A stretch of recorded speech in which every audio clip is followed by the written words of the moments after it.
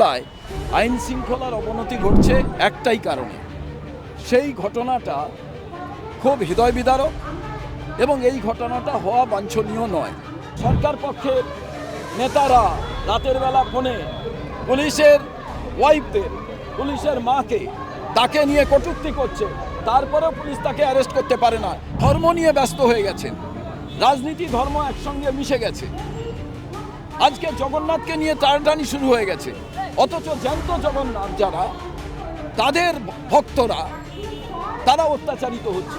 পশ্চিমবাংলার মাটিতে প্রথম মহিলা পুলিশ মন্ত্রী এবং মুখ্যমন্ত্রী, তারপরেও যদি মহিলারা আক্রান্ত হন, আরজি করের ঘটনা থেকে কোনো শিক্ষা আজ পর্যন্ত সরকার নিতে পারেনি। আমরা বললাম যারা প্রত্যেক দিন মেয়েদের অত্যাচার করছে, মানুষ খুন করছে, রেপ করছে, তারা ছাড়া পেয়ে যাচ্ছে, আর যারা প্রতিবাদ জানাতে এলো তাদের আপনারা অ্যারেস্ট করলেন। যেই হোক না কেন, বললেন যে সাময়িকভাবে আমরা আইন শৃঙ্খলার জন্য করলাম। পুলিশ এর কাছে আমরা বললাম আপনাদের সম্মান, আপনাদের যে মানুষের কাছে আপনাদের দায়িত্ববোধ, সেটা একবার প্রমাণ করান। উনি বললেন 3 জনকে আমরা অ্যারেস্ট করেছি এবং আমরা কোথাও কোনো ছুট দিইনি, আমরা পিসি নিয়েছি।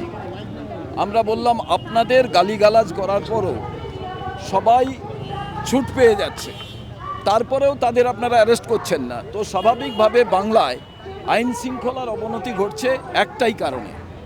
সেই ঘটনাটা খুব হৃদয় বিদারক এবং এই ঘটনাটা হওয়া বাঞ্ছনীয় নয়। এই জায়গায় আমাদের মনে হয়েছে পশ্চিমবাংলার আইন শৃঙ্খলা ভেঙে পড়েছে। পশ্চিমবাংলার মাটিতে প্রথম মহিলা পুলিশ মন্ত্রী এবং মুখ্যমন্ত্রী, তারপরেও যদি মহিলারা আক্রান্ত হন, আরজি করের ঘটনা থেকে কোনো শিক্ষা আজ পর্যন্ত সরকার নিতে পারেনি। তারই পরিণামে কলেজের ভেতরে সেই কলেজ কর্তৃপক্ষ দায়ী, সরকার দায়ী এবং পশ্চিমবাংলার আইন শৃঙ্খলা দায়ী।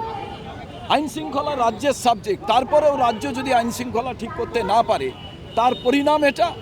আগামীকাল আমরা থানায় থানায় ডেপুটেশন, বিক্ষোভ এবং পথ অবরোধ কর্মসূচি সবাই মিলে পশ্চিমবাংলার এক প্রান্ত থেকে অন্য প্রান্তে এই ঘটনা আমরা প্রতিবাদ করব। তার কারণ আমরা মনে করেছি পশ্চিমবাংলার মাটিতে বাবা মা যাদের বাড়িতে মেয়ে আছে, মেয়ে তো প্রত্যেক বাড়িতে আছে, তারা তো প্রত্যেকে ট্রমায় ভুগছেন। আজকে এই মেয়েটি যদি মারা যেত, তাহলে কোথায় কে প্রতিবাদ করতেন? কোনো তো সাক্ষী তার পাশাপাশি কেউ ছিল না। কলকাতা শহরের ভেতরে যদি এই ঘটনা ঘটে, আর প্রত্যেকে ধর্ম নিয়ে ব্যস্ত হয়ে গেছেন, রাজনীতি ধর্ম একসঙ্গে মিশে গেছে। আজকে জগন্নাথকে নিয়ে টানাটানি শুরু হয়ে গেছে, অথচ জ্যান্ত জগন্নাথ যারা, তাদের ভক্তরা, তারা অত্যাচারিত হচ্ছে। এর থেকে দুর্ভাগ্যের বিষয় তো আর কিছু হতে পারে না। পুলিশি তদন্তে ভরসা রাখছেন?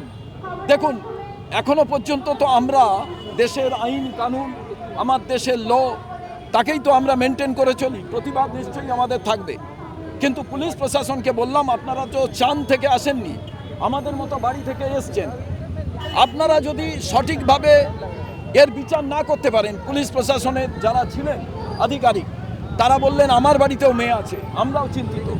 আমি বললাম আপনার বাড়িতে মেয়ে আছে, কিন্তু ভাবুন এই যারা অত্যাচারিত হচ্ছে তাদের পরিবারের কতদিন পর্যন্ত তারা এ বিষয়ে আওয়াজ তুলবে? আরজি করের বিষয় তো এখনো পর্যন্ত জাস্টিস ফর আরজি কর তো মানুষ চেল্লাচ্ছে, সেখানে তো কিছু হলো না। এই জায়গায় দাঁড়িয়ে আমার মনে হচ্ছে পশ্চিম বাংলার মাটিতে রাজ্য সরকারের প্রশাসন আলগা হয়ে গিয়েছে। রাজ্য সরকার কোনোভাবেই রাজ্যকে চালাতে পারছে না। মমতা বন্দ্যোপাধ্যায় পুলিশ মন্ত্রী ছেড়ে দেওয়া প্রয়োজন, দরকার হলে মুখ্যমন্ত্রীত্বও ছেড়ে দিই।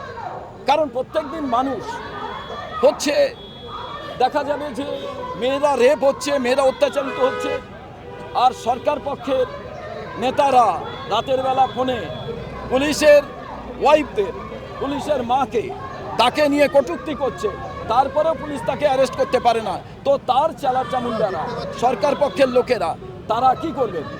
তারা তো এইরকমভাবে দুর্বৃত্তায়নের মধ্যেই দিন কাটাবেন এবং তারা তো অসভ্যতামি করবেন। আজকে তাই আমরা মনে করেছি, এখানে অনেকেই প্রতিবাদ করতে এসেছিলেন, পুলিশ লাঠি চালিয়েছে। আমি বলেছি অন্যায় হয়েছে, আমাদের ছেলেরাও অ্যারেস্ট হয়েছে। আমরা বললাম যারা প্রত্যেক দিন মেয়েদের অত্যাচার করছে, মানুষ খুন করছে, রেপ করছে, তারা ছাড়া পেয়ে যাচ্ছে, আর যারা প্রতিবাদ জানাতে এলো তাদের আপনারা অ্যারেস্ট করলেন। যেই হোক না কেন, বললেন যে সাময়িকভাবে আমরা আইন শৃঙ্খলার জন্য করলাম। আমার খালি পুলিশের কাছে এটা বলার ছিল যে পুলিশে অনেক ভালো মানুষ চাকরি করেন। পুলিশ যদি স্বাধীনতা পায় তার কারণ যোগ্যতার বলে আপনারা চাকরি পেয়েছেন।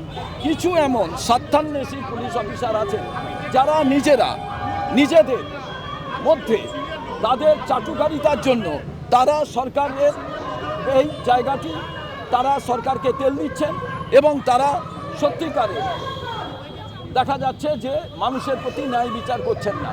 সেই রকম পুলিশ অফিসারদের জন্য খারাপ হচ্ছে। পুলিশদের আমরা সে কথা বললাম।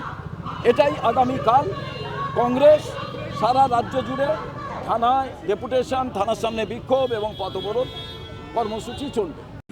বাংলা হান্টের আরও খবর দেখতে নজর রাখুন। বাংলা খবর মানেই বাংলা হান্ট।